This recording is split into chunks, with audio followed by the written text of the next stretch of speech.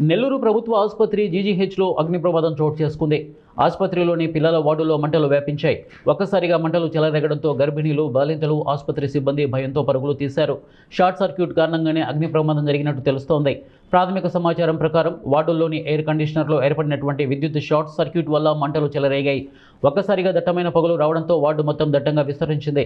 దీంతో రోగులు, పిల్లలు ఉక్కిరిబిక్కిరయ్యారు. ఆ సమయంలో వార్డులో సుమారు 15 నుండి 20 మంది రోగులు చికిత్స పొందుతున్నారు. పొగను గమనించిన వెంటనే అక్కడి సిబ్బంది అప్రమత్తమయ్యారు. వెంటనే విద్యుత్ సరఫరాను నిలిపివేసి ఆక్సిజన్ సపోర్ట్ మీద ఉన్నటువంటి రోగులను స్ట్రెచర్ల ద్వారా సురక్షితంగా పక్కనే ఉన్న ఇతర వార్డులకు తరలించారు.